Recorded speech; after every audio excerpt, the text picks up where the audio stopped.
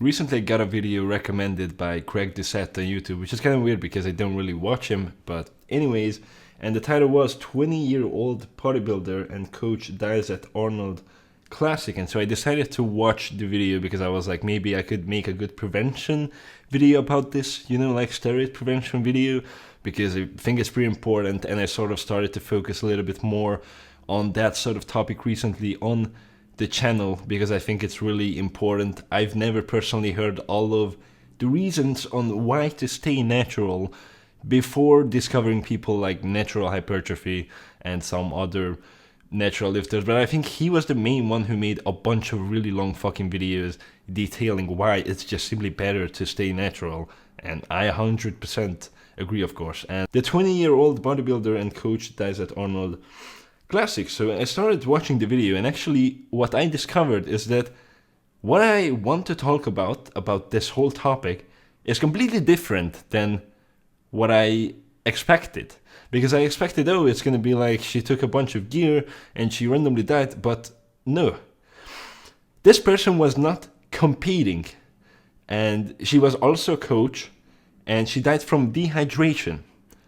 So all of this combined together essentially means that, again, she wasn't competing, so she literally just wanted to look good for the people that were there, so much so that she dehydrated herself so fucking much that she died. And that's really sad, and that I think tells a lot about the industry, obviously. And that's sort of what Greg talked about and all of that, but he also started going on about why we should have divisions in bodybuilding that are smaller, that are not like open bodybuilding and classic physique and all of that, because people who don't want to take gear, people who don't want to look absolutely massive, they cannot compete because there's nothing to compete in. And I think that's sort of not really the problem here. We're talking about dehydration, and by the way, I think, that's also kind of fucked that when you go on social media, everybody is fucking 0% body fat, obviously. And, we're talking about somebody who's a 20-year-old who just wanted to get clients because she was coaching and she went to this random event and she wanted to look good so that people would hire her as a coach, probably, which is, I think it's kind of weird because she's probably on gear. And do you really want to take advice from somebody who's 20-year-old and is on gear? I don't, but anyways. Honestly, this whole thing is pretty weird, but essentially, Greg goes on to talk about how he jumped on gear because he wanted to, I think, get a pro card or just compete, or I don't even know.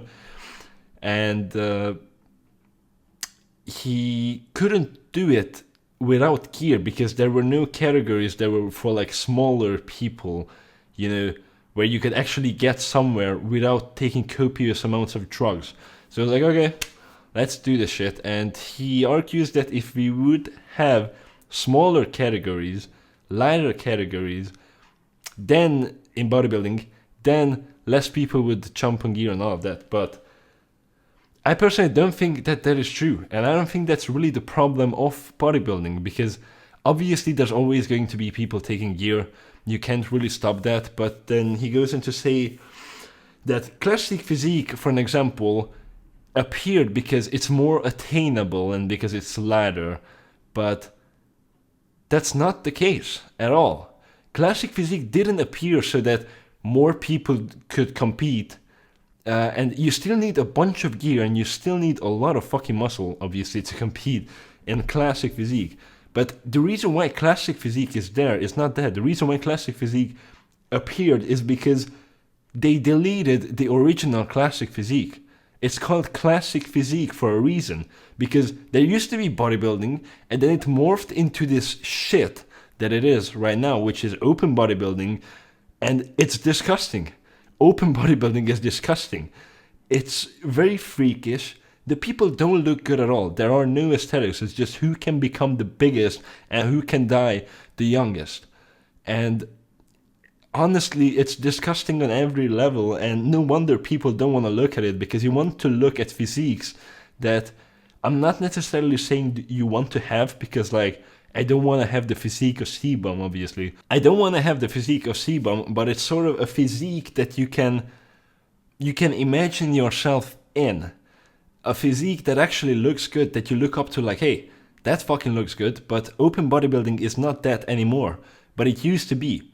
And the reason why classic physique exists is because bodybuilding morphed into this shit, this open bodybuilding, and then people were like, hey, but we want that was like 30 years ago, that was actually good. And they were like, okay, classic physique. That's what classic physique is. It's not more attainable, it's just what bodybuilding was before, but it also sort of isn't, because it's a lot leaner and all of that, so it's not really what bodybuilding was like in the golden era. It's more like what bodybuilding was maybe 1-2 decades ago, sort of. So he's completely wrong on that. And even if, like, this is not just my personal idea, if you Google that, you will see that the reason why classic physique is there is not that so that more people can compete or whatever. It's because classic physique is aesthetic. Open bodybuilding is not. And people don't want to see that. People want to see aesthetic physiques, which is classic physique. Why do you think that in the past couple of years, Sebum is the star and not whoever wins the Open? I have no idea who won the Open in the past however many years, and I don't really follow bodybuilding that much, so that's probably also why. But Sebum, like, again, I don't follow bodybuilding, but I know that he won, I think, the last 3 competitions on the Classic. So I think that tells already a lot about how this whole thing works. As soon as this whole thing came, and somebody came who actually looks good, everybody started looking at that, and nobody cares about open anymore. And that's the reason why classic physique exists right now. That's the physique, or that's the reason why they invented it in the first place. And on to what Greg said about adding lighter categories, the reason why they do not add lighter categories is because nobody is going to watch them. Like men's physique, for example. Who the fuck watches men's physique? Nobody. What people want is freaky bodybuilders who don't look absolutely disgusting, which is classic physique right now. But some people still like watch open, but men's physique, who the fuck watches men's physique? I probably can't even name a single one competitor in the men's physique. Or who the fuck watches any of these lighter categories where the people are smaller? Nobody. And there's already no money in bodybuilding at all. Like, even if you're doing classic physique or open or whatever, it sucks. There's not a lot of money inside of it, and not, at least not inside of the competitions. It's more so just you're trying to be in social media and get sponsorships and all that shit. And therefore, if we're having another category that nobody even watches, what's the point? They're not going to make it because of that. And I don't even know how men's physique and all of that is still going, to be honest. But yeah, bodybuilding is a freak show with a niche following, and people want freaks. So lighter categories are not going to do anything. And you can't be like, oh, this is drug tested, because obviously everybody knows, or at least I hope that you at least know, that drug tested competitions have people in them on drugs. That is how it works. Maybe they're not on drugs when they compete or when they were tested or whatever, but before that, do you think they weren't on drugs? I personally don't. I'm sure there are people who are not on drugs, but the people who are, they're smoking them out of the fucking water. And what really we should be doing is not inventing lighter categories to attract natural lifters, because that's not going to work. What we should be doing is maybe not requiring people to be at so low of a body fat. Like, if you compete as a natural, every single time I see a natural person compete in bodybuilding, I usually look at like, I don't want that physique. Nobody wants that physique. They look small as fuck, and they also are. They're tiny, and that is because you're not supposed to be that low of a body fat percentage. And it's obviously much easier to get to that level if you're on gear, because if you're actually natural and you're trying to get to that level, or even if you're not natural but you're going to be drug tested, you're going to be sort of between juice and natural, but it's still not going to be as easy as with juice. So you're probably going to lose a fuck ton of muscle, you're going to look really fucking small, and yeah, you're going to be pilled, but you're going to look like shit. That's just how it works. And that's because that's not something your body wants to do. And it essentially sort of goes to shut down when you get that lean. And that's exactly what has happened, I guess, with this person. And that's exactly why I would never compete either, because why the fuck would I do that? And I think a lot of people who are actually serious lifters and natural, they're like, well, I'm not going to compete because we have so many lifters on drugs, so they're going to beat me anyways if they're on drugs because I'm not on drugs. And then second of all, am I going to take my time away from progress to compete in some shitty competition and sacrifice probably like at least half a year for preparing for the competition from my progress? Like, that is really a big sacrifice, because you're sacrificing your health when you're going that low, and also progress, because in those months you're not going to progress anything. You're not going to go anywhere with your lifting. You're just going to have, you're going to become insanely small and starved and everything, and then you will have to get back and all that. It's not worth it. It's such a huge time and health and everything sacrifice that it's not worth it. And guess what? The reason why naturals look shit on stage is because of that.